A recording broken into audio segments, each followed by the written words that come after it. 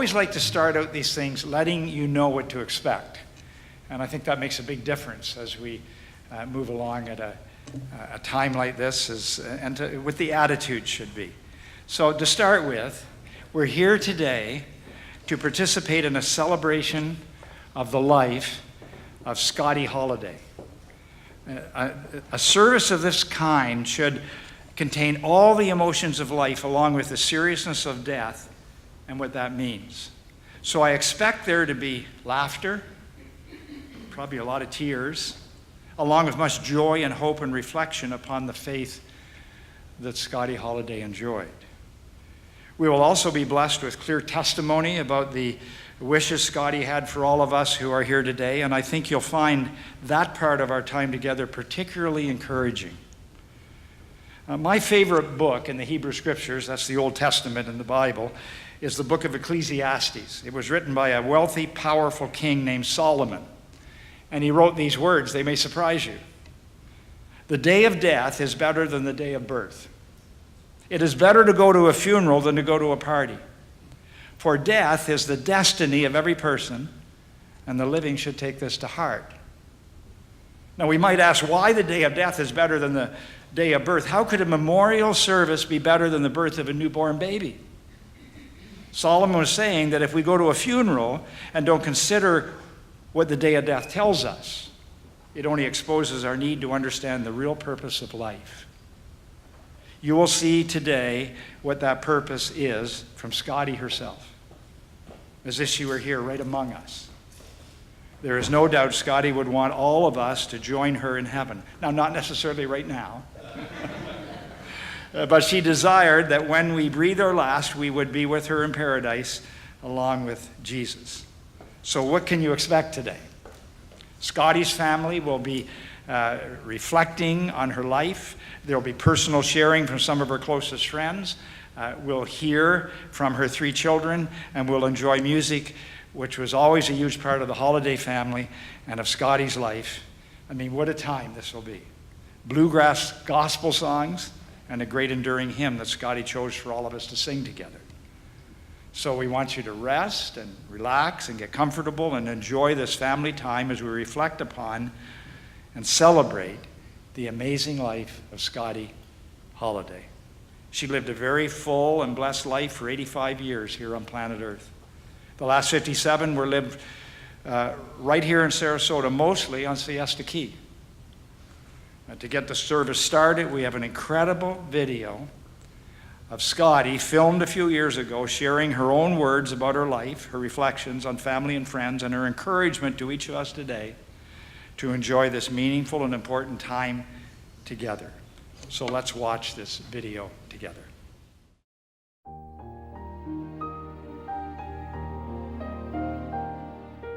Norlin is my given name, which nobody knows how to pronounce or spell or anything else.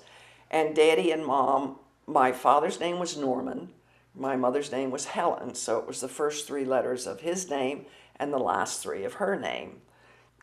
There's a story why it was changed. My daddy used to call me Nornie, and I just didn't think that that was a name to head off to college with. And you could draw your own conclusions on that one. And so I got the nickname Scottie because I'm tight with money. And it just stuck. I was very proud to be Hot Norm's daughter. Yeah, he did die in Australia. And I went over and I saw him, and he was comatose, but they had not medicated him a lot, so he knew that I was there, and we held hands, and I noticed he was so twitchy, and I had seen my husband go through this, and that meant he was in pain, and I asked the doctor to please just sedate him, and he died that night. Daddy and I were so close, it was kind of like he knew that I was there, and it was okay. I said, Daddy, it's okay to go. And I was privileged to be able to tell my husband that 15 minutes before he died. And it's so wonderful when your relationship is so close. When Jimmy heard me Well, I thanked him, of course, for everything. And I said, honey, can you imagine where you're going? And you're going to see that incredible shining light of Christ looking at you and saying, well done, good and faithful servant. And 15 minutes later, he was dead. That was a gift God gave me, to be able to tell him thank you, and I'll be there. I just feel like, why does he go and not me? And the reason he went is because he was better than I. God's giving me some time to work on it. I met him on a blind date in the basement of the Chi Phi fraternity house in the University of North Carolina when I was going to Duke. And I went home that night and told my roommate that I had met the man I was going to marry. Now that's silly, but it worked. That was the fall of 52, and we were married in June of 55. I just loved him to death. He was a Southern boy. He was from Pine Tops, North Carolina, Southern gentleman, which I seem to be drawn to. And he loved to pick the guitar and sing. Actually, they had a band here in Sarasota, Michael and a couple other guys, and Jimmy. I would drive and he would pick, and then that's how I learned the songs. We didn't have any money. We didn't need any money. We lived on this gorgeous beach. He would come home and we would go fishing with two little boys in diapers, and it was Sarasota's magic, or it has been for us. Jimmy was the light of my life. Swim is part of my middle name, I think. I got Gills. When I was 40, I got back into swimming. I started when I was 13 at the Ambassador Hotel in Washington, D.C. My mom used to take me down there. Then when I was 15, I was working out at Walter Reed. I was in the trying to swim and gain a spot in the Olympics, but the timing was all wrong, and they left in 51 to go to Europe, my mom and dad, and I left in 51 to go to Duke University, and the Olympics were in 52, and I would have had to have stayed in D.C. But the swimming has always been a big part of my life, and at 40, I joined a group called the Masters, which is very prevalent in the Santa Barbara area. I've actually swum with them. And when I was 42, I swam a 200 backstroke at the Fort Lauderdale Hall of Fame. It was a national meet, and I came in third in my age group from the whole country, so that was pretty big stuff. But and that's what keeps me in great shape today. I just swam 1,000 yards yesterday, and it's good for my complexion too. Swim is part of my middle name, I think. I got Gills. I was at Duke University when they moved overseas, and my daddy was very proud of the fact that I got in Duke University. But I was only there 2 years. I met my husband-to-be, who was a Chi Phi, and I was a Tri Del. And he always used to say, if you tried all the others, try Delta. Oh, ho, ho, ho. Not very funny, to me anyway. But anyway, I had met him, and I was at Duke to go into a 5-year nursing program. And after 2 years, and Jimmy and I were going to get married, and he was sent to Thule, Greenland on an icebreaker. And he sent back a picture and said, "Look, hon, all this ice and no party." Oh dear.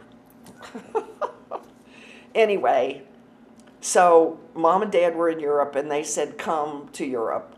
And so I did. At 19, I tootled over to Europe for 9 months. And then my daddy got tired of me and sent me to a Swiss finishing school. And he said, honey, the school didn't finish you, you finished the school. But I was the oldest one. And the school was made up of a lot of diplomats' kids whose parents were traversing. And so I stayed there. I learned how to type in French. I learned how to speak French. And it was lovely until I got the letter that Jimmy was home. And then I can remember sitting in London in a play that Mom and Dad and I went to. And my daddy handed me my tickets to go home on the Queen Mary. And I was very thrilled. So I did. And then I remember Jimmy meeting me in New York in the rain. And he said to me, how would you like to be married to an architect? And I said, I would if it's you.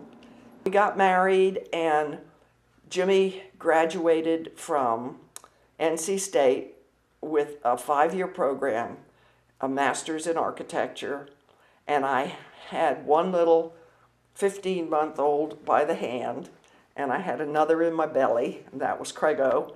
Michael was by the hand. We came to Sarasota in February of '60, and we couldn't believe this incredibly beautiful place, filled with artists and writers and retired people, very few young people here. It was a retirement paradise, lots of money, which of course we didn't have. So we had a little cottage down on the beach, and that's where we raised the kids. And I remember we had some friends that came down from Atlanta, and it was a terrible time. The weather was yucky, and my kids couldn't understand why they wanted to go to the beach. And I said, kids, they don't have a beach. What? They don't have a beach? They don't have a boat? So, you know, you get used to where you grow up and think everybody has it. So anyway, Michael went to California and got married to a beautiful lady out there, and Craig got married here in town, and he's in construction management, and has a beautiful wife and Lisa. And then my daughter Suzanne is a nurse. She's up in Gainesville with 5 children, as I told you, from 21 to 10. Home was what had always been our niche instead of a place like Raleigh or Philly or Tuckahoe, New York, or something like that. It was where Mom and Dad were, was where my brother and I were always happy.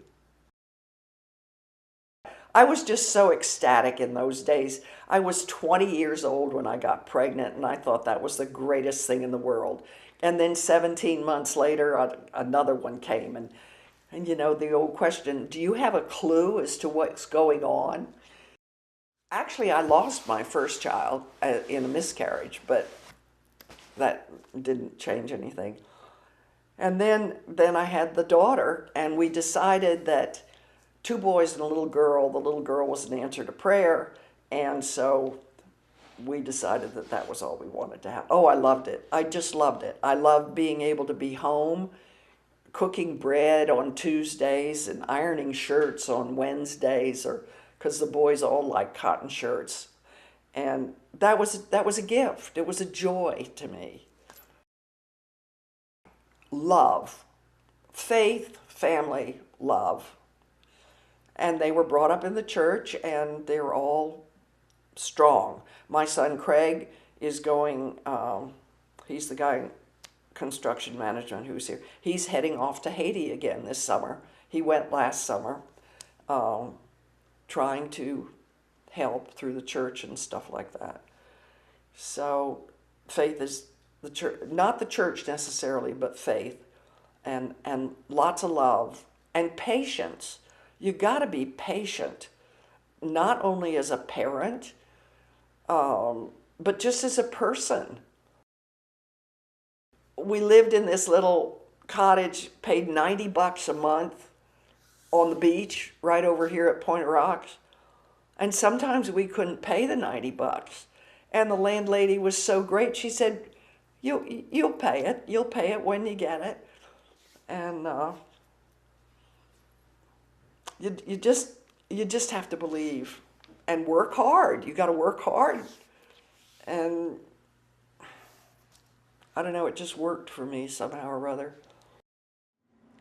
The moving on is hard. I thought I'd like to become an alcoholic because it would blank everything out. I had a problem, though. I couldn't get up in the morning and take a drink, so that solved that problem. It's tough. But here again, my faith and my kids, I only had a year before I met Dana, so God blessed me again. I met Dana, I was working at a dive shop, fishing tackle, etc. And my boss said to Dana, who had just gotten back from a sailboat trip to the Bahamas, there's a kooky lady in here who's a widow, and I just think you guys would have a wonderful time together. And that's what happened. We met, and he was 55, and he was single and loved to sail. I had a sailboat, he had a sailboat. His was smaller than mine, and my son Craig says to me, Mom, you don't go down in size, you go up. And I said, it all depends on who the captain is. And so we sailed for 14 years, over 20,000 miles in a little 26-foot sailboat. So I have learned that I don't need a whole lot of clothing, I don't need a whole lot of anything. We just meshed. God put us together. It's just one of those God things. Well, I think the biggest thing that I had was when we were going into the in the Bahamas, when we ran into tongue of ocean. On the tongue of ocean, where it goes from shallow to very deep, and a wave came and burst right over the whole boat. That was a little hairy. We had an outboard motor, and we were a little concerned that possibly it would drown the motor, but it didn't, and we persevered. We saw a boat come up next to us, the French guys, and there was somebody standing on the bow just plummeting through the waves. He had a smile around his face. I just loved it. I didn't want to come home.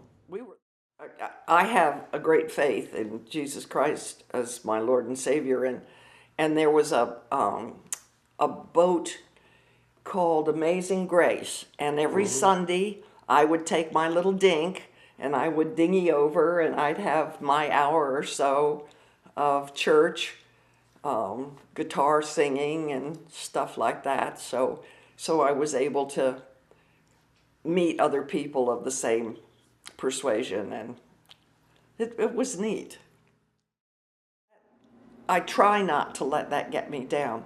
And as the days went by, and the Lord was saying to me, it's not disappearing. And so you're just going to have to, just handle it. And I will be there, and he carried me. You know the story about the one footsteps in the sand? Well, man, he sure was carrying me. Well, her sunny spirit, she's a sunshine girl. One of those people who makes everyone happy around her. And we've always been there for each other. On the boat, she likes to sleep late, but if there's an emergency, and you do have such, she was on deck immediately. Fearless, adventurous, just great company. We count on each other, and well, as long as we can, and it's good to know that. If you don't have faith and even hope when you know that it's not going to work in the long run, but the alternative is heaven. Well, hopefully for my demise, of course I'd love to go to bed and not wake up. I would love for it not to be an illness of some sort or other. I just know that with my family and myself and our strong belief that God will make it easy for all of us. Craig, Michael, and Suzanne are very strong believers. Suzanne and her husband are missionaries working. It will be an easy passing, and I pray that I have done all in my small, capable world to make it easier for them. In December, my Bible verses told me I was going to go through some hard times. And I believed that. And I thought, okay, buck up, lady, and get with it. And Dana was the one who suffered with me through that. I mean, I was a bear for, I'd say, 4 weeks. I didn't want to do anything. I hurt. I didn't want to eat. But you can't stay that way. You got to pick yourself up, dust yourself off, and start all over again. And I think my kids saw that in me. And I was just so blessed my entire life. And I still am. And I thank you guys for coming, and I can share this with my children. And they'll say that she's at it again.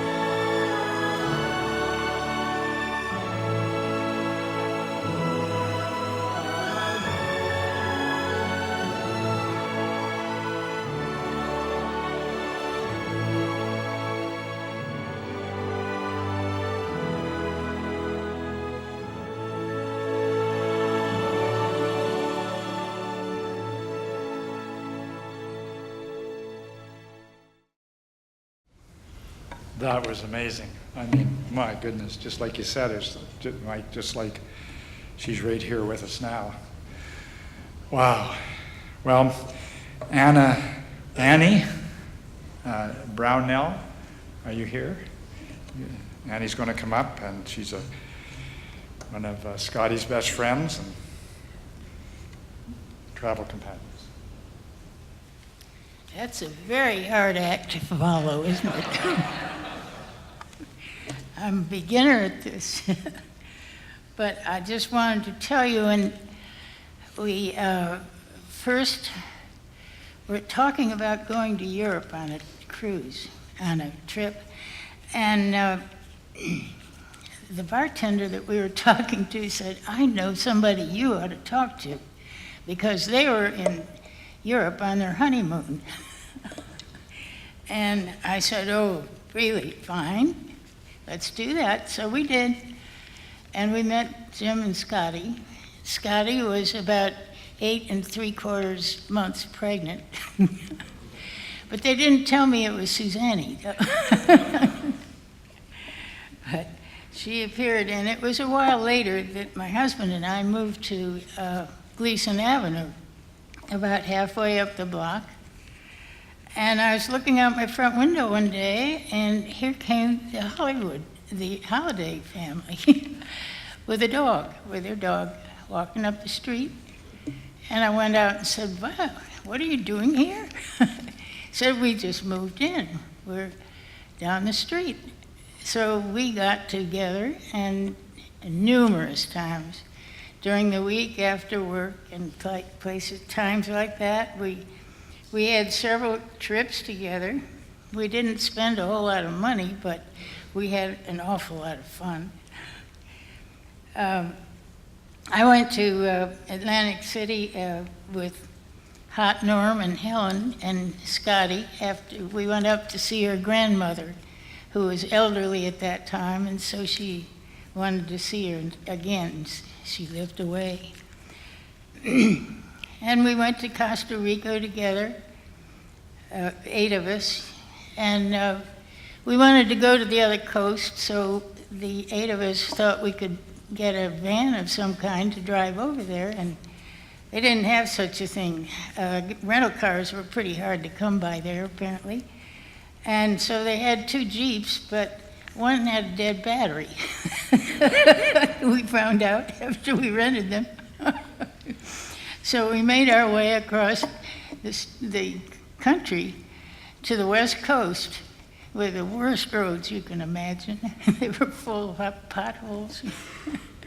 And any time we had to stop, we had to park the Jeep in the front that didn't have the battery running so that we could push it to start. It was quite a trip. We also went to Mexico with Scottie and Jim. We flew in and rented a VW sedan, the little bugs, with 4 grown-ups and 4 suitcases, and we made off across the country. We went to Morelia, we went to Guadalajara, we went to, San Miguel, where Scottie and Jim went in to check out a hotel that was right on the square, and he loved to look at buildings everywhere, and they got locked in. I guess they finally found somebody or we did, to let them out. But it was sad to see Jimmy get sick, which happened soon after that Mexican trip.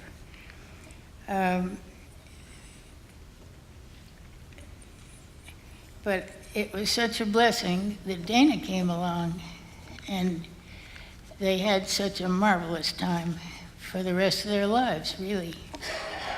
And we thought he was just about as nice as anybody could be. After having Jimmy, that's a hard act to follow. He was the greatest.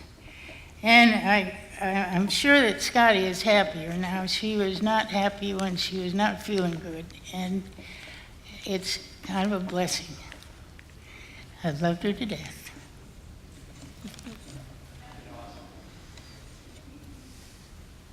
Thank you for that. Now we have another short video with Rita L. Jones, who wasn't able to be here today. Rita was one of Scottie's closest swimming companions and competitors and a friend. So let's watch the video. My name is Rita Al Jones. Thank you so much for inviting me to celebrate your mother's life. I just wanted to tell you what a pleasure it was to love your mother. It was fun in those years that we swam together because, albeit we were in the same age group, I loved to swim the endurance events, and she loved to swim the power events. What a powerful personality she had in every aspect of her life. I want to thank you for all you did to enhance her landing condo.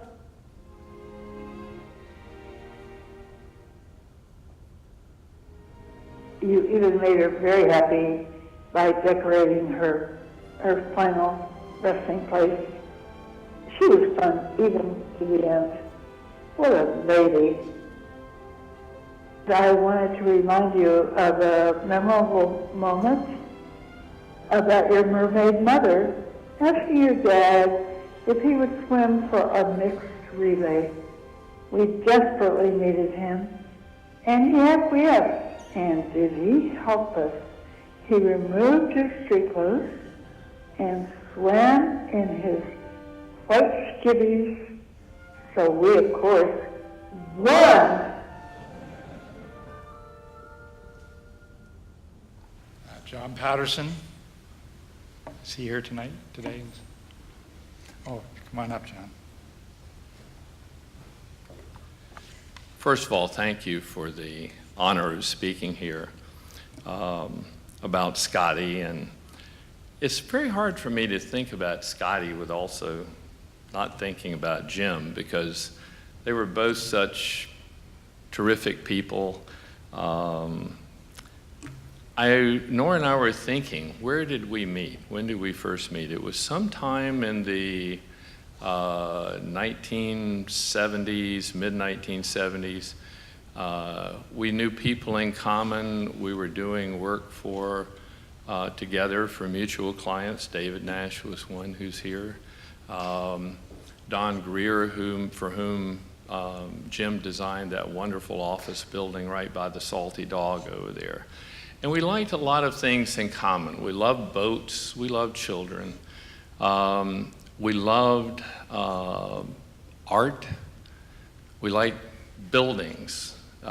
We liked beautiful things. And of course, we liked Duke University. Nora and I are both Duke grads. And Scottie was didn't graduate. Jim interfered with that.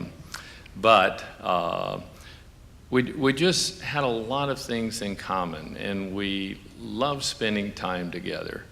It was just a joy to spend time with those people.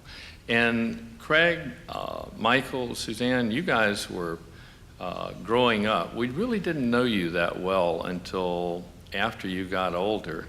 And when your mom said, that you guys were the joy of her life, that was true most of the time. There were a few times you weren't. We heard about them, but she was so proud and loved you guys so much. It was just an incredible family. So there's really nothing one can say that Scottie didn't say in that wonderful video. I mean, you're just so fortunate that was made, and that's something you can always have in your memories in your life. But a couple of things really struck me about that. And it tied back to something that happened to us some time ago. It was back in the Cedar Park Circle days, and you remember that, and you had that lovely house on Cedar Park Circle, and you had the sailboat back there, and I remember working with Jim to put the Norcold refrigeration unit in there, and but Nora loved plants, and your parents loved plants. And Nora was in the garden center business at one time.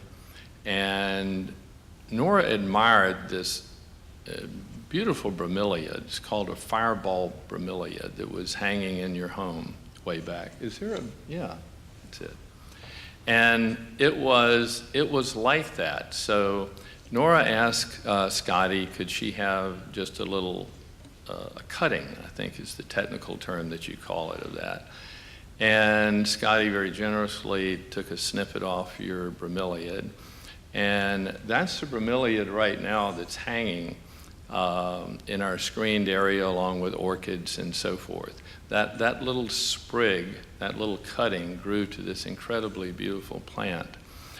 And to me, that reminded me of something that your mom said in that video. There is a rhythm to life. There is something that continues, that goes on, that's passed down. And one of the songs I think we're going to hear today is one of my favorites, Will the Circle Be Unbroken?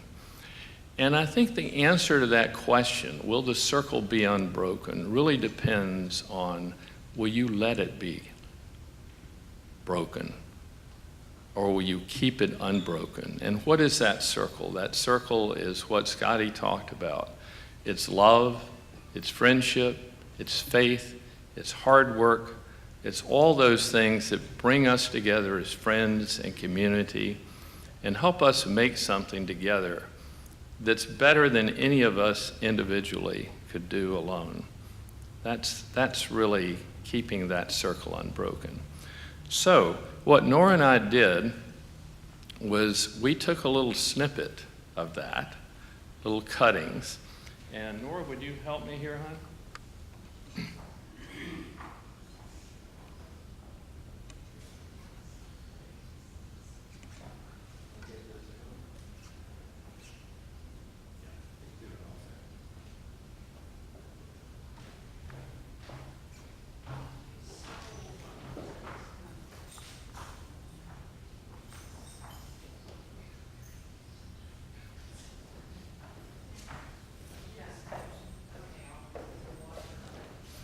Okay, Suzanne, I know you have brothers. They'll probably screw them up. But if you really,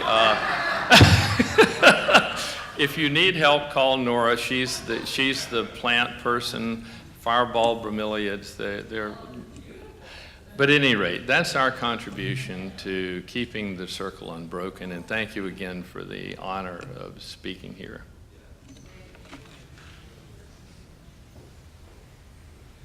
Well, now it's time to hear from the grandkids. So, come on up. I'm Matthew, one of Scottie's grandsons. And first of all, I want to thank all you guys for being here today. It means a lot to me, and it means a lot to our family. And there was this old saint that used to say, the glory of God is man fully alive. And even just watching that video of my grandma, I think she embodies that statement so beautifully. And as the rest of us and as myself, as we move out into our lives, I think we have such a beautiful example of that.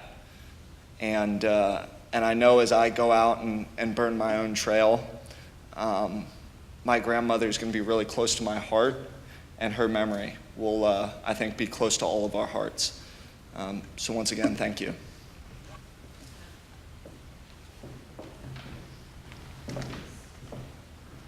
Hi, thank you all so much for being here. My grandmother was a force of nature. She made an impact on everyone she met, and I severely doubt that she will ever be forgotten. She influenced my love of travel so much, from when 5 years ago I went down to the British Virgin Islands and she heard I was sailing around, and just when I got back and showing her all these photos and just telling her about my travels, I could just see her kind of light up. And then 2 years ago, I decided to attend college overseas. And I can definitely tell that she really, really liked that. My first year when I was there, we wrote letters back and forth to each other. Now, obviously, it would have probably been easier and quicker just to send emails or texts, but there was definitely something really nice about opening up my mailbox after coming home from a long day in the frigid north. And just seeing a handwritten letter. And I acquired the same handwriting as my grandmother, so there was some deciphering on both of our ends due to the cursive that you may or may not be able to read, but the sentiment was definitely still there. And now when I came home for winter break at the end of my sophomore year, which was just last December, I was tired from exam season. I was incredibly jet lagged, but my dad said that he was going over to the fountains to visit her. And I said, oh, no, I'll tag along too. And I'm really, really glad I did, because that was really the last conversation I was able to have with her. And I was able to tell her about my semester and just my travels, and like I had gone to Dublin in that October with some of my friends, and just like telling her like about the different adventures that we had. Like I could tell like she like came back to life in a way, and I talked to her for about an hour, and it was just really nice to be able to like have that time with her. And like I was able, like we talked at Christmas, but it was really special just to kind of be there and just like have this communication with her. And I definitely know that it'll carry me through. And even though like I can't necessarily share those stories with her anymore, but I know that she's watching me as I'm gallivanting around Europe like she did when she was my age. But I just know that she's always down there watching over me and every step I take and every airline I get on. But no, she was an amazing, amazing person that touched me in so many ways, and she influenced who I am today, so thank you for that. Yeah. Hi everyone, I'm Christine. I'm another grandkid. My grandmother was a very inspiring woman.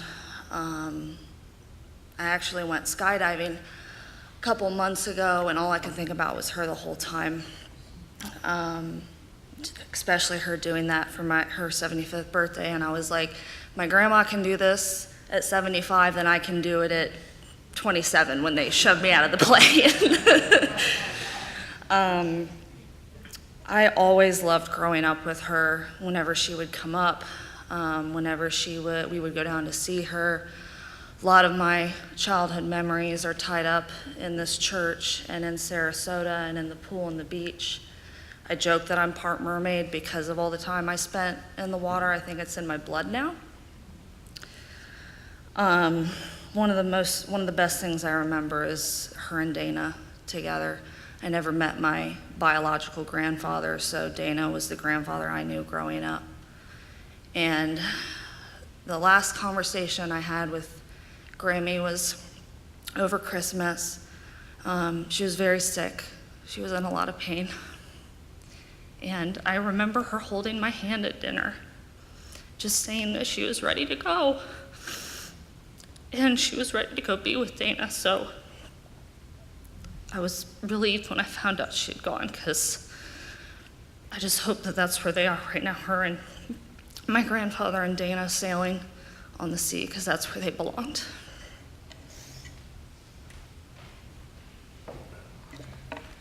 Hello everyone, my name is Eric Holliday, and I'm Scottie's eldest grandchild. I'm here with my wife Jillian. We live in Southern California, and I'm very honored to be here with all of you today.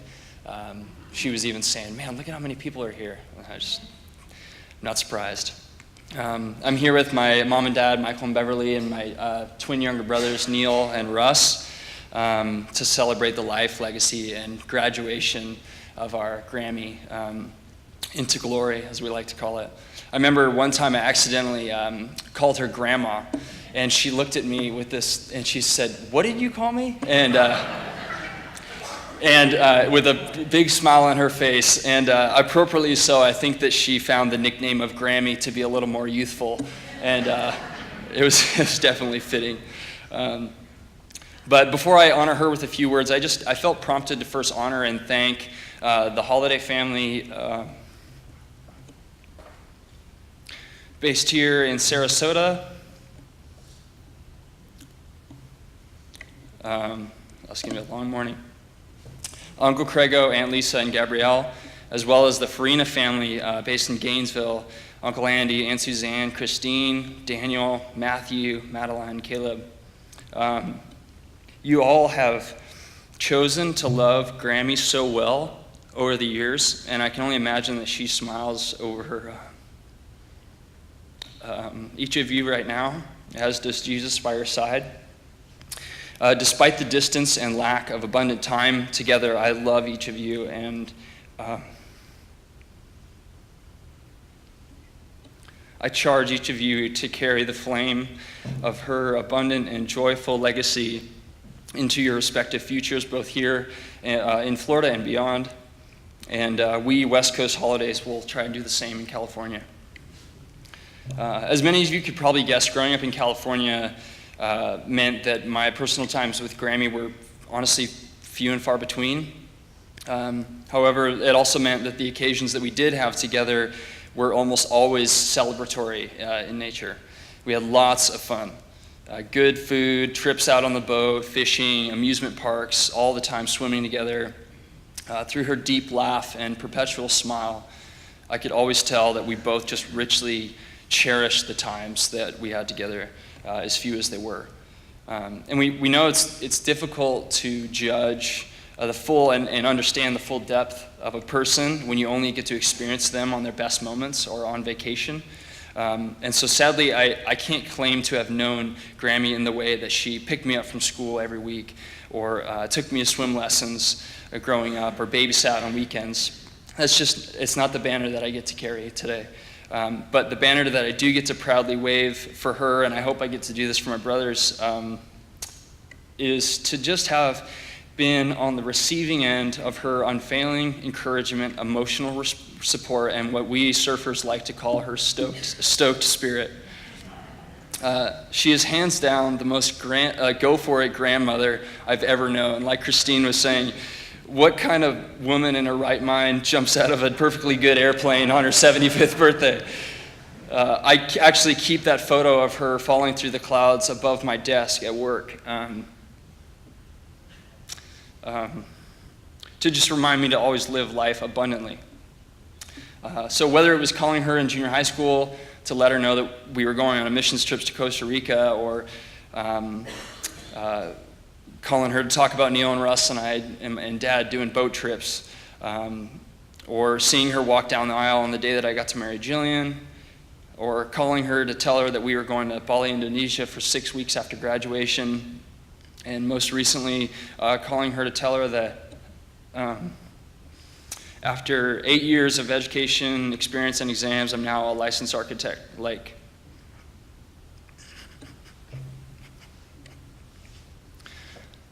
Dad and Grandpa Jimmy. Her response was always, "Oh, Eric, that's so wonderful." And to a young man, it means a lot to have someone believe in you that much. So it's with the same level of fondness that I know we all celebrate her today. Grammy, you ran your race well through mountaintop and valley seasons of your life. You crossed the finish line.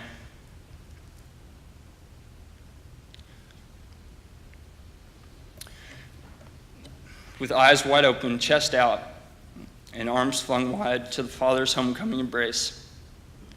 And I can only imagine what you see now. Thanks for hanging with me on that one, you guys.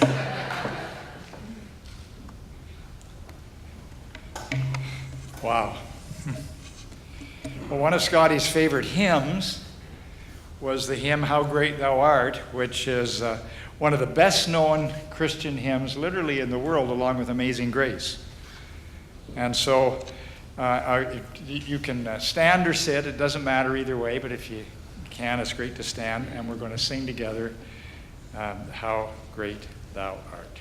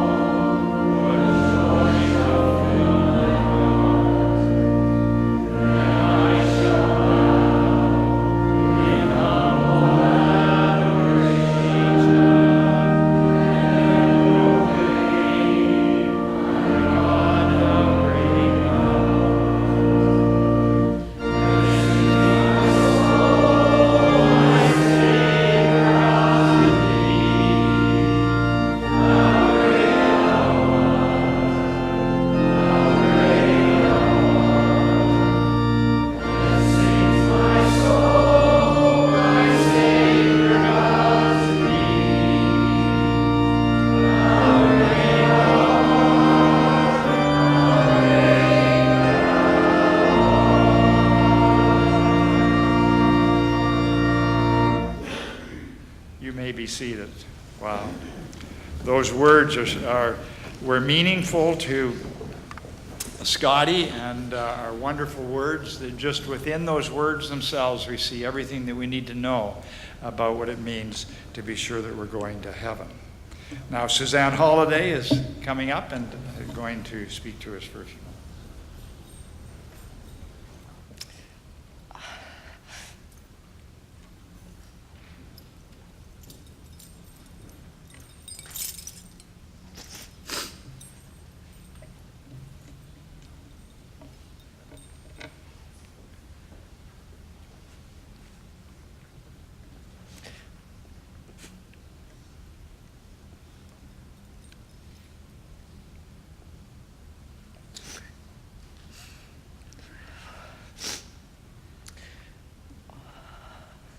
It seems really surreal, to be at your mom's memorial service.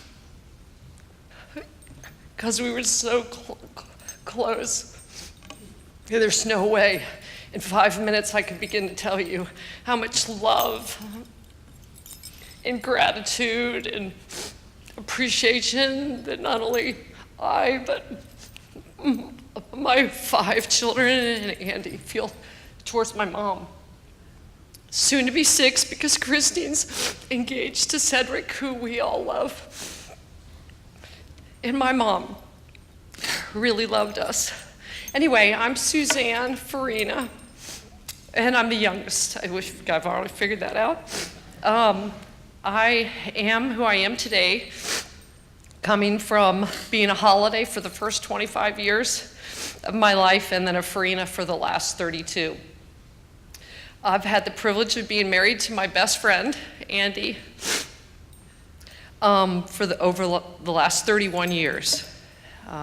Andy is an amazing, godly man who is clearly one of God's biggest gifts to me. I also, like I said, I was blessed with 5 wonderful children.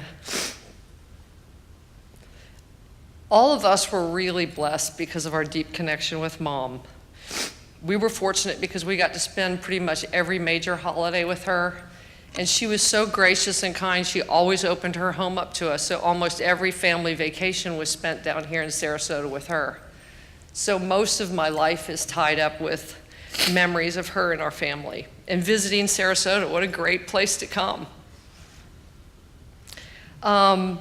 She was huge. I spoke to her every day, sometimes 2 and 3 times a day. On the phone, not because I had to, but because I really loved talking to her. She was a great lady.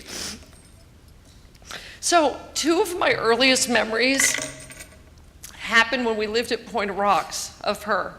One, I was sitting up on the counter in a diaper, I might have been 2, and she had her arm around me, I remember, so I wouldn't fall off. And it was really hot because we didn't have air conditioning. And I was holding the hand mixer because she was letting me hold the hand mixer. We were making a chocolate cake. And I remember pulling the mixer out of the bowl and everything was covered with chocolate cake batter. And I think Craig was there, and I remember him just being like covered with chocolate cake batter. And then the other memory I've got, we were in the checkout line at Winn-Dixie over, that used to be the Granary, now's the Earth Origins. And somehow she and I got separated in the checkout line because I was trying to get a candy bar. I think I was trying to talk her into buying. And when I looked up, this kind of rather large lady had stepped in between the 2 of us, and I remember being like super freaked out because my mom was separated from me. I was really loud when I was little. I'm still really loud, and I remember screaming at the top of my lungs, "Move, lady!" And everybody in the store heard it. I remember looking at my mom thinking, she had this look of like, oh my gosh, she's embarrassing me, but just gently moving me to the side and pulling me around to her. I share those 2 memories because those things really shaped. Those are the beginnings of things that really shaped my life. She chose to stay home with us 3 kids. She didn't choose to have a career outside of being on the home, even though she was a real estate person and did lots of other stuff. But I remember her always being home when I got home from school and just being available and accessible. And I remember that when I was up at University of Florida working hard, trying to get into medical school, that was at a time when my relationship with Jesus really started to deepen. And so my goals started to change somewhat. And I remember thinking, you know, I really think I would like to be married someday and have children. And if I do, I want to do it the way my mom did. I'd like to be able to be home and with them and available. So I chose a path that wasn't going to keep me away from home so much, and I ended up going to nursing school. Little did I know that God was going to give me 5 children and homeschool them all for 22 years. So, you know, go big or go home, right? Anyway, my mom had this amazing ability to communicate to me that I was the most important person in the whole world to her. I know I wasn't, because she clearly loved my brothers and my dad and Dana. But she was like my cheerleader like no other. And not only mine, but my kids. There was hardly a soccer game, a basketball game, a swim meet, a ballet recital. She'd missed only one of ballet recitals, piano recitals, whatever. She was the first person we called when we left, because she wanted to hear how it went. And if it didn't go so well, she was the first person to say, it's all right, just work a little harder, you'll do better next time. The sting of her death is softened by the fact that we had a great relationship and we have so many great memories. Her vital, energetic, and dynamic spirit lives on in us. She chose to invest deeply in us, and now we in turn are doing that in the next generation. Commitment, love, and loyalty are some of the greatest characteristics that she's passed on to our family, and we're going to miss her forever. I just wanted to bring attention to this is her last little gift to each of you. If you didn't get one, we have some at the back door that I know she would want you to have, and it's just a little note kind of from her to each of you.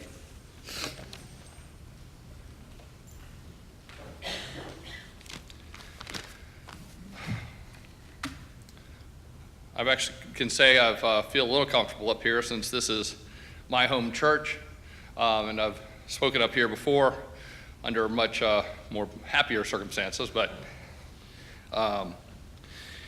trying to see what we can do to get through this.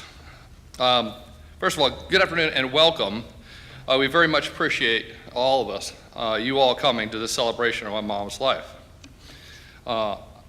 Like typical of my brother and myself, as Michael worked that video, I wrote this at the same time he was making the video, and we're almost identical. So we'll be a little repetitive here, so forgive me for that. My mother lived 3 full life stages, is the way I like to look at it. Her first was growing up as the daughter of Hot Norm and Helen Asbury, and the sister of my Uncle Guy. Put the 4 of them into a Navy environment and traveling, throw in some wild extended family members, and I can only imagine how those day-to-day activities were. Uncle Guy, he's here somewhere. Your secrets are finally safe. Then she met my dad and started her second life. And the adventure continued. As she had said, him getting out of the Coast Guard, getting back into school at NC State, out of the architectural school, becoming an architect, having my older brother, getting pregnant with me, and then deciding to pack up everything and move to a place called Sarasota with no job, little money, and no real direction except to study architecture with a group called the Sarasota School of Architecture. Oh, and on the way, they stopped in Atlanta, had me, and 4 months later, we were on the beach at Siesta Key. My mom was the rock. You saw a picture of my mom with my dad sitting on her shoulders. And that was our great life. My mom supporting my dad, running a family in a rustic place called Siesta Key. My sister soon followed, and we all grew up and made a lifetime of fantastic, crazy, scary, happy, and sad memories. A loving and supportive environment for us until it all came crashing down in 1984. My dad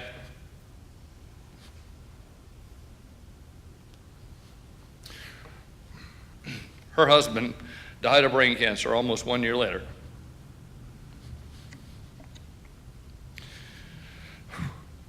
Mom was crushed, but endured with support from her great friends, Catherine, Annie, Rita Al, and many others. She rebounded, and out of a chance meeting started her third life with a gentle soul, Dr. Dana King. With his love and nurturing,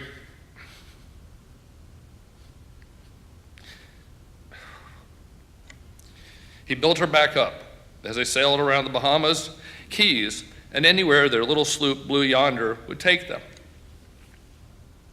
For the next 30 years, they laughed, loved, and enjoyed life together, which is what we all should do.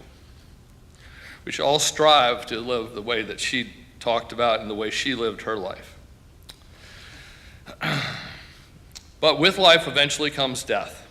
And as God had guided her through her life, and he finally called her home, ending the hardship of failing health and the loss of too many loves. She is now back united in heaven with them all, happy and healthy. Today, let's celebrate her loving and supporting memory and strive to live a life like she did, full of life, loving her friends, loving her families, and most of all, loving her Lord and Savior, Jesus Christ.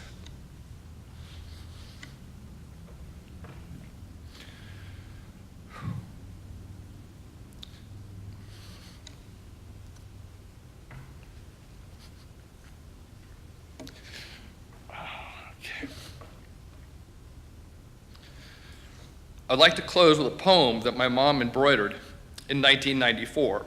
I think that this was around the first time that we thought we were going to lose her. As she said in the video, she ran a roller coaster of health issues. And I don't know the number of times when I was called to have to run down because this was the end.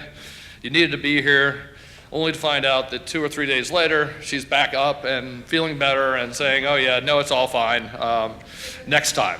I'm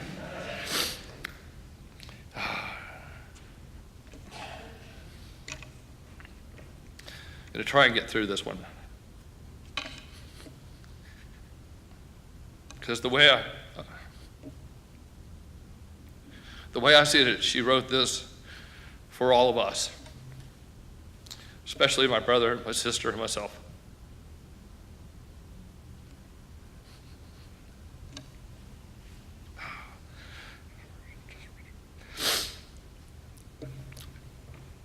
And if I go while you are still here, know that I live on, vibrating to a different measure behind a veil you cannot see through. You will not see me, so you must have faith. I wait for the time when we can soar together again, both aware of each. Until then, live your life to its fullest, and when you need me, just whisper my name.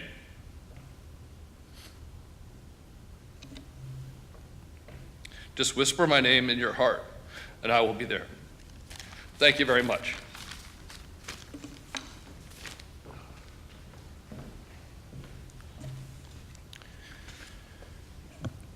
Good afternoon. My name is Michael Holliday, and I'm so honored and thankful that you're all here today in this space and in this place that my dad designed along with Frank Smith and Jim Durden and a host of other people. I've spent a lot of time in this room just this week by myself dealing with every technology issue known to man that would go wrong. And Scott and I solved it, right, buddy? He's back there on the, thanks so much, along with my sons. I'd like to say thank you to my wife, Beverly, and Eric, and Neil and Russ. They totally have stepped up, and we loaded, and Jillian, we loaded the whole crew from California and brought them back, and are super fortunate. We're staying right on the beach out there in Siesta Beach, so I wanted them to see what it was like to grow up here on Siesta Key and in a setting like this. I wrote down some words that I wanted to be able to communicate and keep us kind of on schedule here, so I'm going to kind of read this to you.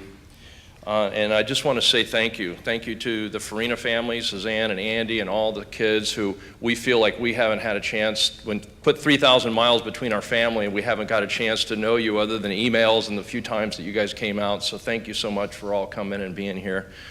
And Gabrielle, we've gotten a chance to know you a little bit better as you've come out and seen us, but it's really been a privilege to be part of the family. We are the next generation, and I think Eric spoke to that. So thanks for being here. Dear family, friends, brothers and sisters from Siesta Key, that's who we are, and Sarasota. Today is a special day for a special lady. Today we celebrate the life and memory of our mom, Scottie Holliday. I thought the video was so classic, and that's why I wanted to play it, because you guys got a chance to see and to hear, why Mom was such a powerhouse. From what you have already seen and heard today, there were so many sides to our mom, many of which I had seen only glimpses of over the years. That was why we felt it was important and appropriate for you to see firsthand segments of her Life Chronicles video that she and Dana recorded just a few years ago. We wanted to let you hear what was important to her, how she lived her life, and how she wanted to be remembered. I think that was really important. Couldn't believe they had a segment in there that says, "When I go." I thought that was really powerful. So we wanted you to hear today from those of people who are closest to her, and all of you were very close to her. We wish we could have, and we want to hear all your stories, by the way, if you got some to share. Even the program that you all received today includes so many images and facts about our mom's life. We thought it was important to celebrate what an amazing, multifaceted woman, friend, mother, and faith-filled Christian she was.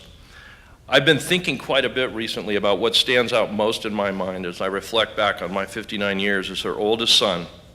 And I have one word to say. It's her smile. It was her smile. She was always stoked, in our words, and she looked on the bright side. Even Dana called her the sunshine girl in the video, and in so many ways, that was who my mom was for me. She was my biggest fan. You've seen pictures of how my brother Craigo, Suzanne, and I grew up in this incredible paradise that my mom discovered and Dad discovered back in 1960 when they moved our entire family from North Carolina to this little island on the Gulf of Mexico called Siesta Key. Living on Point of Rocks back in the day and experiencing the simplicity of a life living on the beach, developing such strong and deep friendships with so many of you over the years has been such a special part of my mom, and it's been part of our family, and it's been what shaped us as individuals and what we want to carry forward. I'm so thankful and grateful to each of you for being here today to celebrate the life of our mom. The older I get, the more I experience the ups and downs of life, the more I appreciate the blessed life that I've had as a member of the Holliday family. And so much of the credit for the blessings and strength that I carry forward is attributable to my mom and her amazing, positive, and optimistic outlook in life. And probably most importantly, my mom, always put God and her family first. And that's what I'm incredibly proud of and very grateful for. Whether we are celebrating at a beach barbecue with the Greenwoods or the Douglases or the Gilliland families on the beach at Point of Rocks, or when we moved to Gleason Avenue, and I recall hearing that my mom and dad thought they were crazy paying $13,000 to buy their first house on Siesta Key, right across from this property. Pretty hard to believe. I think I'd take that one today. When we moved to this area, my mom even embraced the entire neighborhood and became best friends with almost everyone. Jim Judson and the Judson family, we had the Gleason Street Reed Riders, and we even had t-shirts made up that we owned this place. This was like our little area here.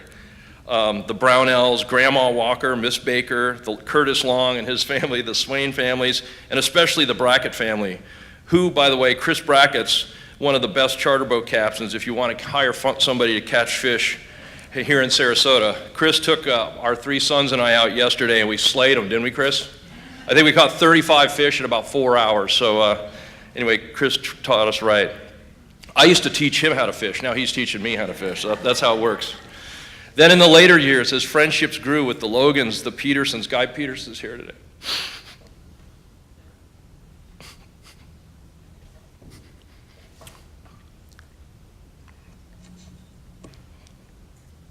The Phillips family, the Hamiltons, the Pattons, David, the Rawlings, the Arthurs, the Sieberts, the Whites, the Cosentinos, the list goes on and on. There are literally dozens of families who I've kind of embraced as our own. And people, it doesn't allow me time to just list everybody. We just wanted to mention a few. And then there were those crazy holiday parties that we used to have at our house that somehow our parents allowed us to have right in the heart of our home. Admittedly, the live rock and roll and bluegrass music and all the sort of fast times at Ridgemont High parties were a bit much, even back in the day. And if the sheriffs didn't show up at least twice to tell us to turn down the music, we didn't consider the party a true success. But I remember one time when some members of the Hells Angels, this is a true story, rode their motorcycles right up to the front door as they wanted to come inside to one of our parties. Fortunately, my mom, along with about a half a dozen of the cutest girls from Sarasota, were the bouncers at the door. The bikers took one look at my mom and her posse and decided this was one mother they did not want to mess with. So they turned off their bikes and listened to the music from the outside. She's like, okay, you guys can turn off your motorcycles, you're just not coming in this house. So in retrospect, I feel like we must have been the nightmare neighbors that moved into the area, but you know, we made friends with everybody. In closing, our mom was all about family and friends. She was about embracing life and all the ups, the downs, the disappointments, the setbacks, with full passion and purpose. My mom and dad's influence expanded to include the entire University of Florida. When our family grew up, and we have Buffalito Searcy. We got the Sigma Nu brothers here, and KR, my big brother at the fraternity, and their wives are here today. Literally, if you guys remember this, the entire Sigma Nu fraternity came down, and my mom invited them over to our house here at Place. And so Ron Ogden and so many of our close friends that we've known forever. But she would just, if she saw people and families, they'd invite them over. Come on over, I'll cook something. And she would just like, literally, she was the ultimate mom. And when I look back now, I'm wondering what my mom and dad were thinking, letting us have so much fun and inviting so many of our wild and crazy friends right into the heart of their own home. Many times to spend the night on the couches after we'd had a late night celebration, my mom says, "You're not driving home." So the story continues today, even with all of you here. And each of you were super important to her. And Suzanne said it right. She had this amazing way of making you feel like you were the most important person in her world at that time. I know she made me feel that way, and I know so many others. We're so grateful and thankful for that. Lastly, I wanted to make a comment about this church, Siesta Key Chapel.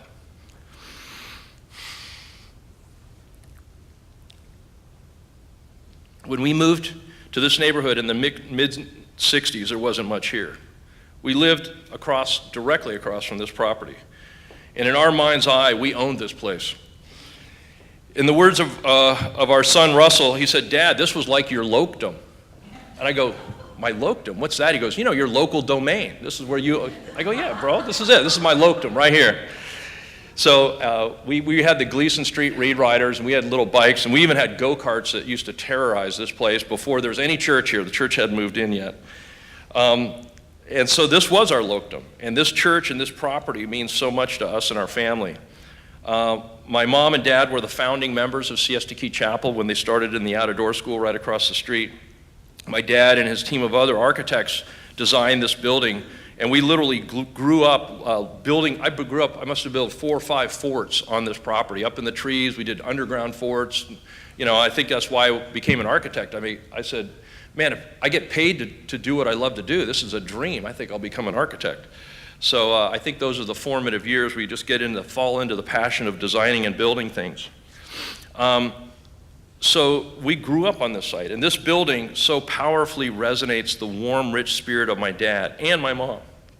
So today we honor our mom. We honor the spirit of her legacy, and some of her last words to me as she got close to passing over to the other side were, "Oh yes, oh yes." And I want to tell you the story because I was really there. I spent 15 hours with her before she actually passed away, several hours. And she had COPD, so taking a breath was a big deal. And she'd go to sleep, and then she'd wake up and be totally cognizant. And at one moment, she woke up and she said, "Who's that big fella?" And I turned around and I go, "Mom, we're the only 2 people in the room." He goes, "No, that big fella behind you." I said, "Is he friendly?" She goes, oh yeah. I said, Mom, I think you're seeing an angel. She goes, oh yeah, that's what it is. And so literally, just like matter of fact like that. And then she'd fade off for about an hour, and then she'd kind of wake up again, and that this one time was just, she got this heavenly, it was really like a heavenly glow on her face and a smile, and she said, oh yes, oh yes, oh yes. And it was almost to the point of being obnoxious. I said, Mom, what's going on?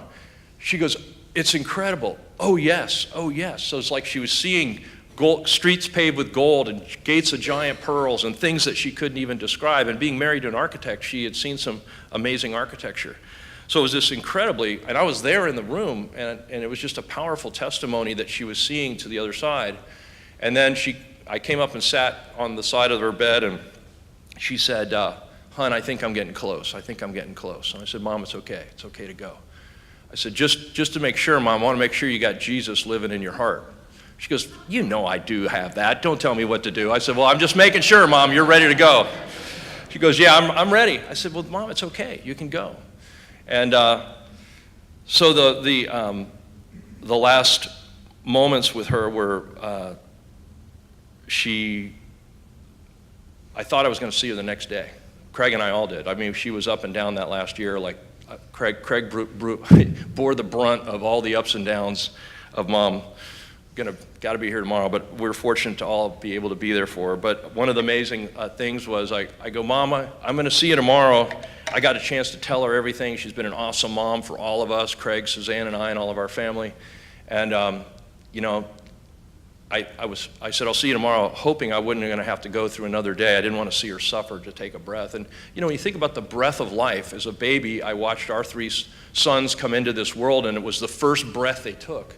And literally, I watched one of the last breaths of life that my mom gave up as she left. And I'd been working all day on my computer, and I'm all linked up to California, so they're 3 hours behind us. But I go, hey, Mom, do you have a beer around here? She goes, yeah, I'd like to have a beer. And so I go, Mom, I'm not giving you a beer. You know, I was putting moisture in her mouth with water, you know. So, but she goes, I got a Stella in the refrigerator. So I went over and I grabbed one, and I sat on the side of her bed, and it was just a beautiful time for me to tell her what a great mom she was and how much I enjoyed being her son and our family. And it was just all about the celebration. And I really feel like that's really what we want to leave with you guys with, is the celebration. Because she was always saying, go for it, man. It was her way of saying, be stoked for life. So thank you so much for sharing, allowing us to share from our hearts. Thanks for being part of our extended family, and we're looking forward to being together again with my mom and my dad. I'm totally convinced I'm looking forward to that day. And a big celebration party that Jesus says he's not going to drink from this cup until the marriage supper of the Lamb. So I'm looking forward to being a part of that, and I want each and every one of you to be there too. With this, we're going to sing a couple of bluegrass songs that my mom asked us to end her service with. And so we've actually reunited the Holliday Bluegrass Band after 43 years. We thank God for Facebook. So I'm going to ask the band members to come up here. Why don't you all just stand and just take a load off while we get tuned up and get ready to play a couple songs to kind of close us out here. So these are two songs that my mom asked that we play at her memorial service. So we want to do these, and Carl's going to make a few comments, and Eric's actually got one last song he's going to sing with Becky. But this is Will the Circle Be Unbroken? I must have sung this song at least 100 times, if not more. And one of the stories, we used to come over when this church was under construction, and the windows weren't here. The acoustics were even better, believe it or not, before the glass was in. But while this place was under construction, my dad would say, come on, Michael, let's go over and play some bluegrass. So we'd come over in this space probably 40 years ago and be playing these two songs called Will the Circle Be Unbroken? And Johnny, I loved what you shared about that song. That's just a beautiful take on what this song is all about. Hopefully I can get through it. Oh, let me introduce the boys in the band individually to you. First of all, on my far left, Matthew Green, original member. Let's give him a hand.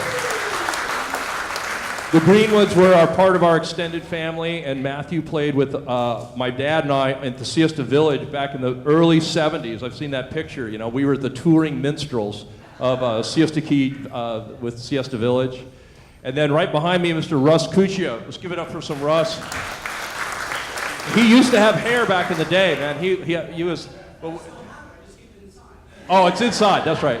No, we played at the Van Wezel together for some review, and Russ actually gave me the clipping, which was in the Herald Tribune, so it's super cool. Alan's a great mandolin player, friend of the family, and then my son's the latest. Alan, give Alan a hand.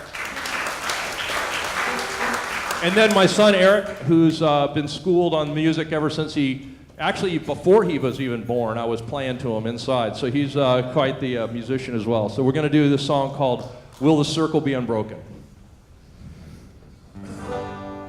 Will the circle be unbroken by and by, Lord, by and by? There's a better home awaiting in the sky, Lord, in the sky.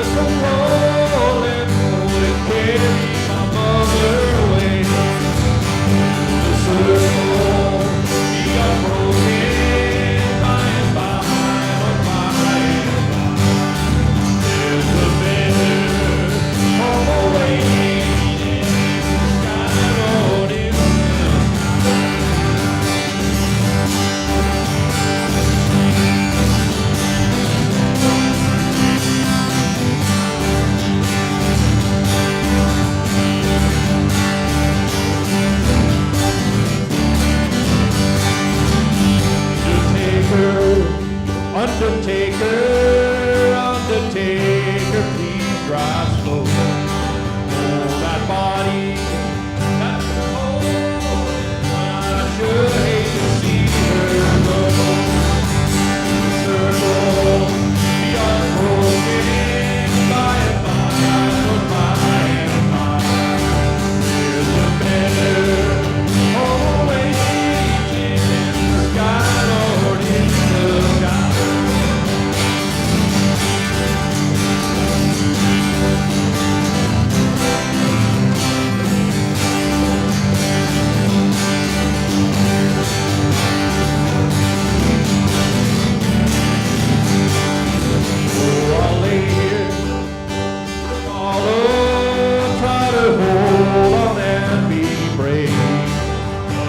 Could not hide my sorrow when they laid her in that grave.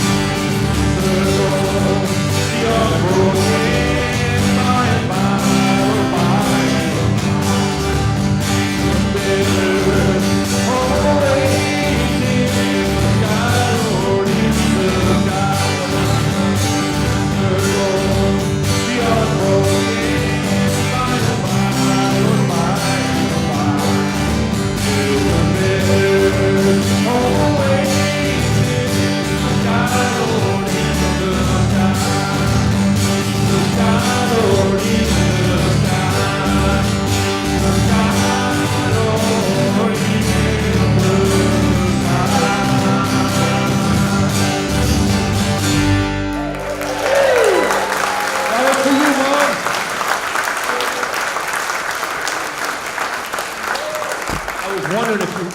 Could understand the words of that song. They're amazingly appropriate for today. This was the last song she asked that we do. It's called I Saw the Light, and it goes something like this.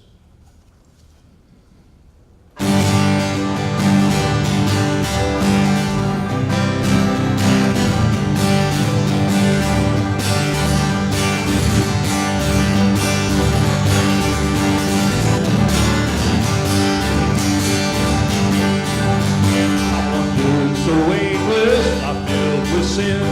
I would let my dear Savior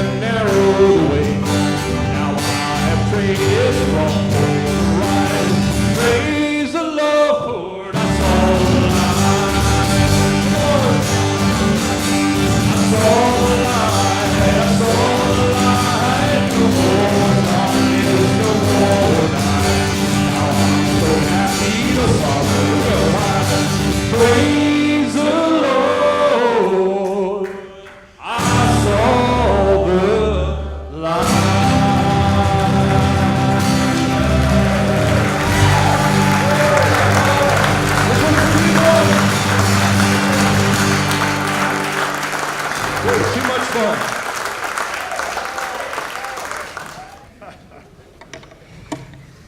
I've been looking forward to this part of the service that we just, when Mike told me that this was going to happen and that he was going to do this. Now, he used to be the music leader in the church that I pastor when we first started the church, and he was a lot younger in those days.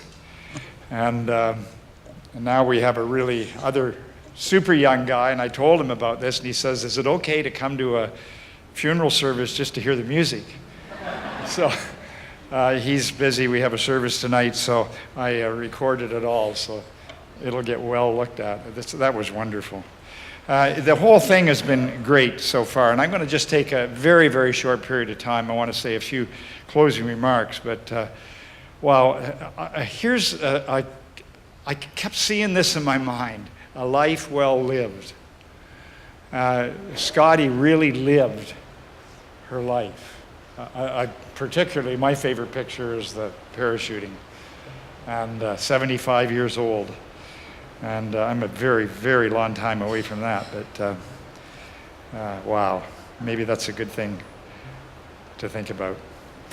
This gathering right now that we're just coming to an end with in this part of it is a once-in-a-lifetime event. It'll never happen again just this way. We're gathered in memory of Scottie's life on earth. This is a time to think about our mortality. There's an inscription on a gravestone in an old British cemetery near Windsor Castle, and it reads this way: "Pause, my friend, as you walk by. As you are now, so once was I. As I am now, so you will be. Prepare, my friend, to follow me." And then somebody with a very good sense of humor wrote on the bottom of it, "To follow you is not my intent until I know which way you went."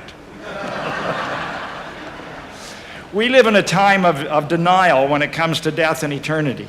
Movies and TV and polite conversation of this day ignore the real meaning of death.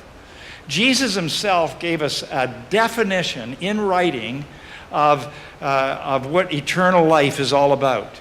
That little handout that you got, the Gospel of John by Peterson in chapter 17, explains it perfectly. It's just before Jesus is going to the cross. He's praying to his Father before he dies for the sins of the world. And he says these words. He says in John 17:3, "Now this is eternal life." Now, the word eternal life is a quality of life that we can live now and forever. It's not something that's only going to happen later. It's something that happens immediately when we receive Jesus as our Lord and Savior. And it's one of the reasons I would it was obvious that Scottie was able to live that kind of life. So now Jesus said, "No, this is eternal life, that they may know you," he's praying to the Father in heaven, "the only true God, and me, Jesus Christ, who God loved the world so much that he sent to die for our sins, whom you have sent." And then Jesus also said in John's Gospel in chapter 14 that he was the way to heaven. There is a way to heaven. His name is Jesus. And he is the truth about life and death. And he is the life we all inwardly want to live. So a good question would be then, how can I know if I have eternal life? Like, is there a formula or something? Well, in a way, there is. And it's described in the New Testament in a book the Apostle Paul wrote called the Book of Romans. And here's what he wrote. He said, "If you declare with your mouth that Jesus is Lord," that means that you believe he's God and that he's in charge, "and believe in your heart," meaning you really believe it in your very soul, that God raised him from the dead. That's the resurrection of Jesus Christ. And for many years, I was a very committed existential atheist. And I believed I could prove beyond doubt that the resurrection never happened, and I loved to get in an argument about it. Quite frankly, I was a real jerk, but I knew all the answers, and I could really argue it. But I can assure you that Jesus rose from the dead. And for me, I know all the philosophical arguments, but the clearest proof of it is this is 2018, because Jesus rose from the dead. And if you believe that in your heart, it says you will be saved. I love the word saved. "For it is with your heart that you believe," that means you really believe it, "and are justified," meaning that you now have a relationship with God, and it's with your mouth that you profess your faith and are saved. People who know Jesus want everybody else to know Jesus. I've certainly heard that tonight. I heard it on the video right at the beginning, really encouraged me, and I've heard it from many others as we have listened. So that's all I'm really going to say, except I'd like to just do this. We've heard about the gospel so much during this time, and there's going to be one more just wonderful song especially.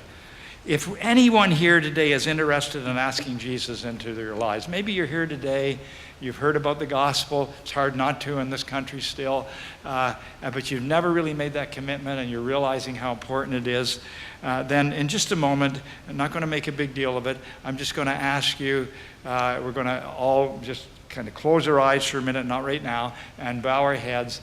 And I want to be able to pray for anybody here that may not yet have really asked Jesus to come into your life. All you have to do is to give all you know of yourself to all you know of him, and he'll take care of the rest. We already know where Scottie is. She's in heaven right now. And no doubt her desire is that you make sure that you're going to be where she is for eternity. And, you know, maybe there's also someone here that you're thinking, I used to follow Jesus and I don't, and you really want to reassure yourself on that. Then I want you to raise your hand too when I ask. I'm not asking you to raise your hand so I can say I'm not going to say a word, how many people did that or whatever. It'll just guide how I pray. And then we'll finish in prayer, and I'll introduce the next wonderful song. So let's bow our heads, close our eyes just for a moment. Just for a moment. If you're here and you want to make a real profession for Jesus, I want you just to raise your hand so I can see it. I'm not going to acknowledge anything. I just want you to do that. Raise it up and put it back down again. And also, if you're here and you are in a position where you really want to recommit yourself, this is a good time to do it. Just raise your hand and tell me that, and then I'll pray. Just let me see that if there's somebody that's going to do that too. Wow. Okay, let's pray. Father, I'm so thankful for this time. What an encouragement it has been to all of us. I sure am encouraged. And Father, it was like I said at the beginning, but it was even better than that. There was laughter, there were tears, raw emotion, joy, sorrow, grief. And Father, I know that you've told us that we're not to grieve like those who grieve without hope, but we grieve knowing we'll see Scottie again. What a picture this has been of the gospel.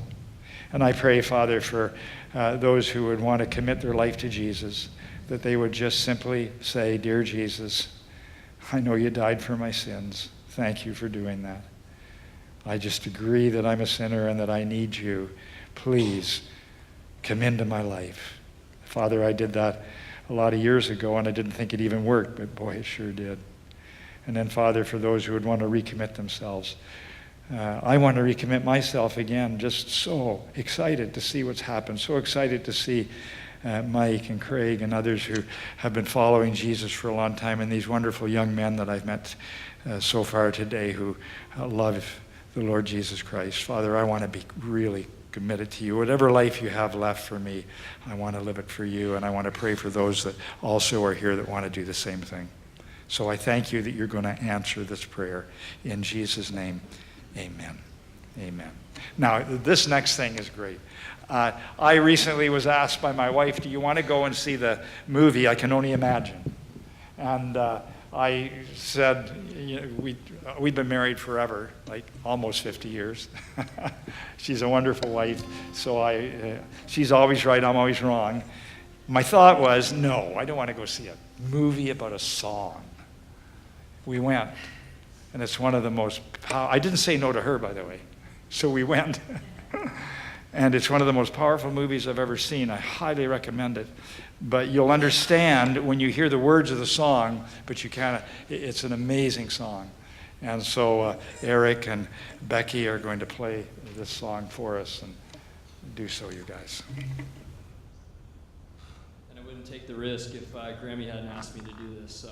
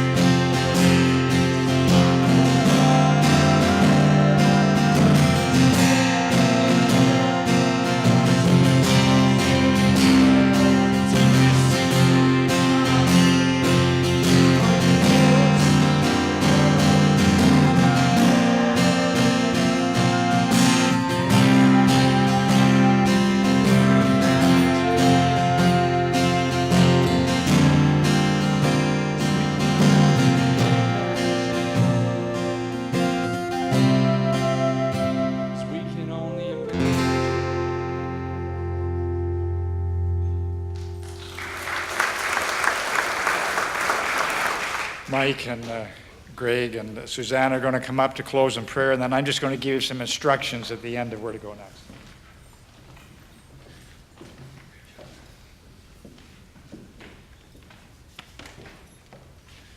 So we're super proud. I'm super proud of my brother and my sister, and it took us 6 months to arrange this memorial service just because we're on both ends of the continent. And I just want to interject for a second. Michael did the lion's share of all of this. Hours upon hours upon hours that he did. So we are the benefactors of his gifting, clearly, but he poured himself in a labor of love for this. So we thank you, Michael. Thank you. I mean, you know, it's so cool is we all do what we do, right? We all do our best. And Craigo's been pulling hard here for Mom for the last several years. Yep. Suzanne's been staying in touch, and I'm 3,000 miles away, so every time I show up, it's kind of a party, which I like. I like to do that. It's kind of fun. And I mean, it was just amazing. Russ Cuccia, we connected and we played bluegrass, and I felt like, you know, gosh, man, what happened to the last 43 years? We're sounding pretty tight after all these little close harmony going on there. But anyway, a lot of people have asked us what you can do, and we're not really, we want to do something on this property for, in memory of my mom and my dad, and we're not really sure what that is, but if you guys are interested, we would like to see you be part of it. We're going to do something, we're not sure what that is, but people have asked us what can we do. If you want to give a gift to Siesta Key Chapel and just in the name of Scottie Holliday, that's something that we were thinking about doing, and we really don't know exactly what that is, but if you guys want to be a part of that, and a place that you can come back and sit, whether it's a bench outside or some kind of cool little structure, we're not really sure. And we got to get it approved by the Architectural Review Committee, right, Craigo? Yep. Oh, yeah. Which he's the president of that, so I'm thinking we got a little bit of, but that's what you can do. So we just want to say thank you. There's a reception to follow catered by Walt's, which was Mom's favorite. I used to come home and she loved Walt's. It was her ultimate place to eat. And Walt Wallen, actually, Dad did his first restaurant down there in downtown, and then did Walt's House over there on Cedar Park Circle. It was actually one of the last projects he did before he passed away. So you're all welcome to stick around. Also, we're videoing all of this. We're going to edit it all down into kind of a short and sweet video, but we really want to get your stories or any memories or anything that you'd like to pass on. So our videographer will be out there in the back and just, I don't know if you've seen these beautiful videos, but they're great, a tribute to the life of my mom, and I'm sure she would appreciate it, and we really would. If you have any little stories or memories, and I see Tack Costantino back there. I remember Nikki bringing in turtles to one of our parties. He brought in some sea turtles that just hatched in front of his house. And I go, Nikki, you're going to get arrested if you do that. He goes, I'll let him go after. Can I put him in the bathtub? So my mom says, sure, let's fill it up with water. We'll put so you sea turtles in our bathtub on a Friday night, you know. But anyway, any stories like that you guys would like to share, we'd like to get them on video, and we'll edit them all down and post this online for you guys to review. But anything you want to say, Craig? Just thank you all very much for coming. A great tribute to my mom, who touched all of our lives. You know, she was just a rock.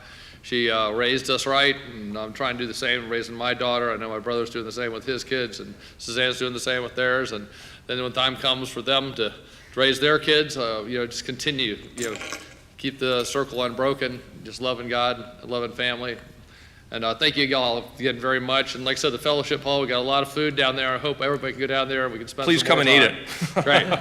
So thanks for coming, and we'll talk. We're going to talk to you down there. So thank you again for coming. Let's give Mom a hand.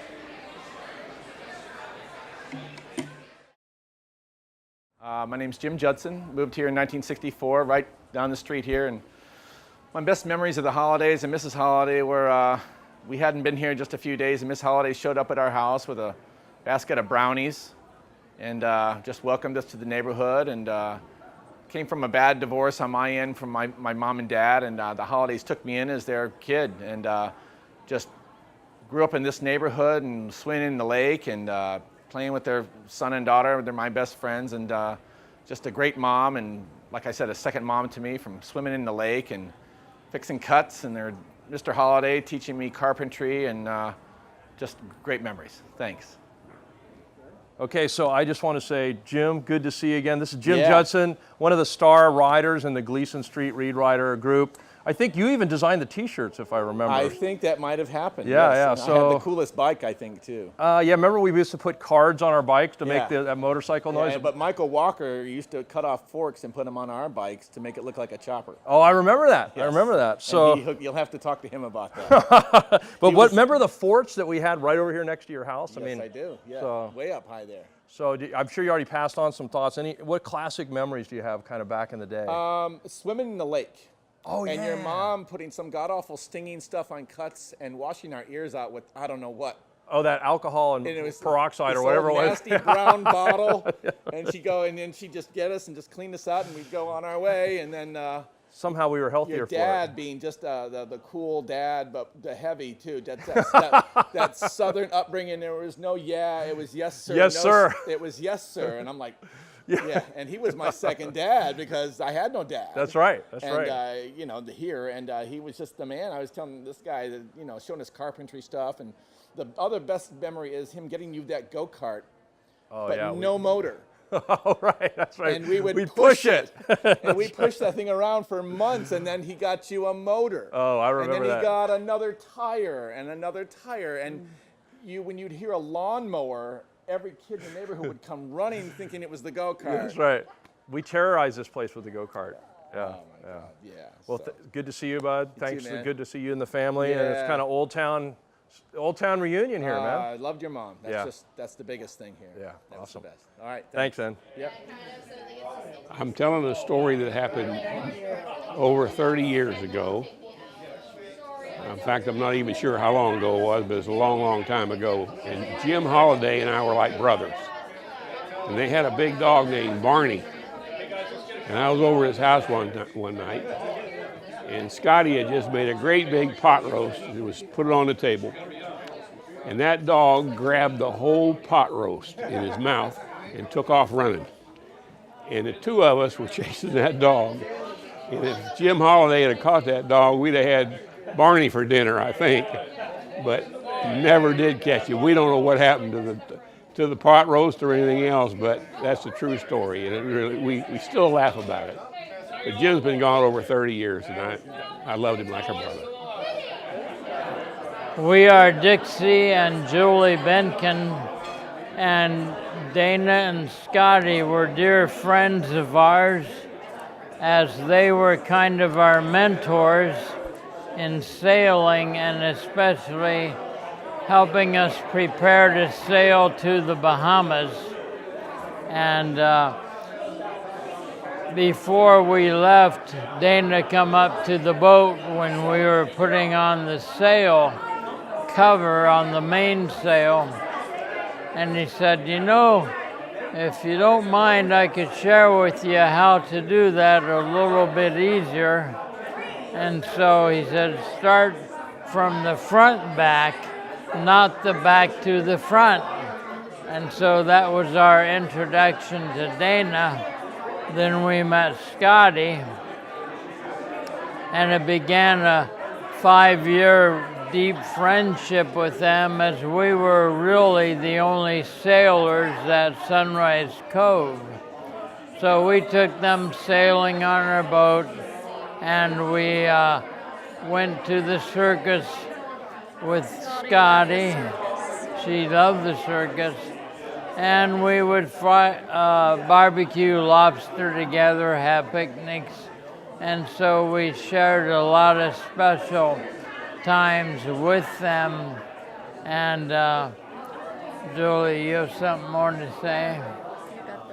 But we had such a special friendship with them. I had a stroke 6 months ago, and I could sail before that stroke, but we've loved them and missed them, and because of them, we met Michael and Bev out in Santa Barbara. Our kids live out there, and we met with them a lot out there, and then we shared entertaining and hosting Charles Moley and Esther Moley, and Scottie and Dana also got to meet the Moleys when they were here in 2015. So Craig helped bring the Moleys here in charge of the evangelism department. And then later when the movie came out on his life, Michael helped get him into a 2,000-seat theater, which is almost packed in Santa Barbara. So we share a lot of special friends and events together.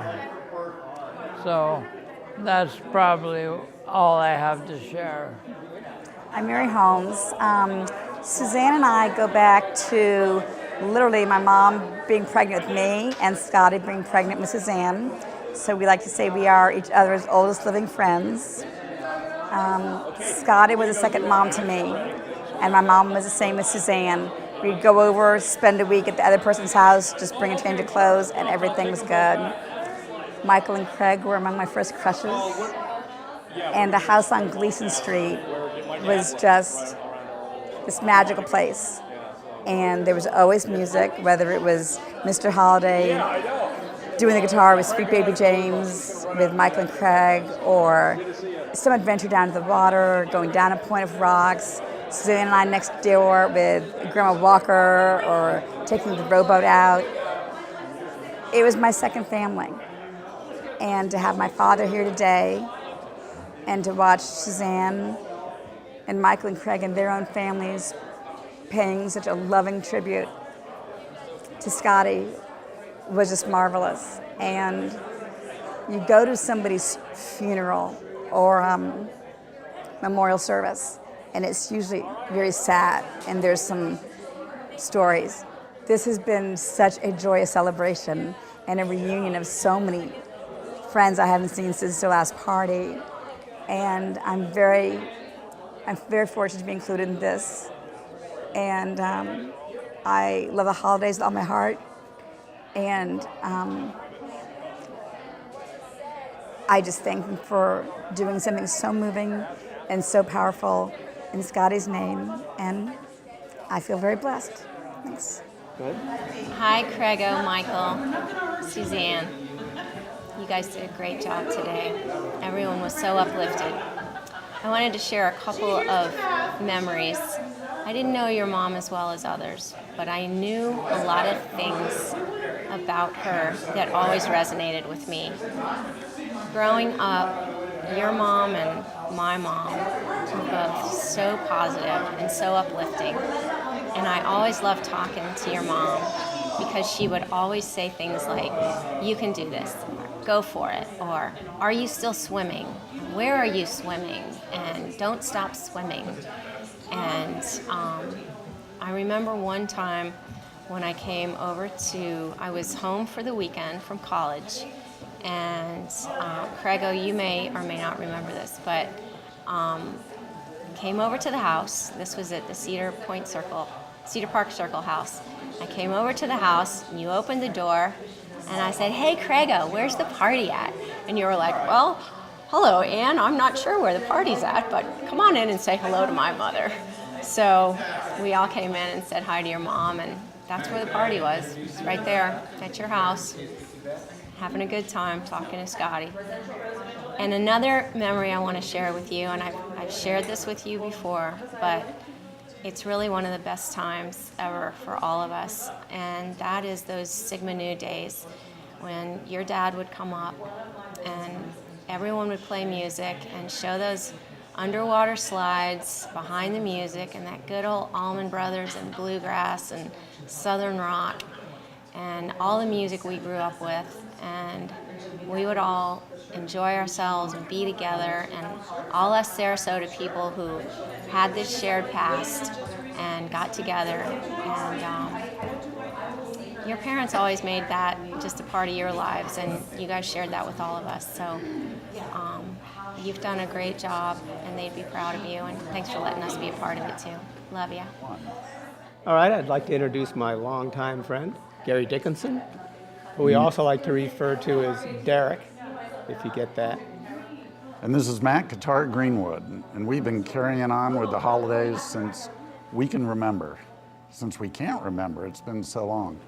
But I just wanted to say, you Holidays are an incredible family, and I have never been to a better memorial or send-off than what you put together for Scottie.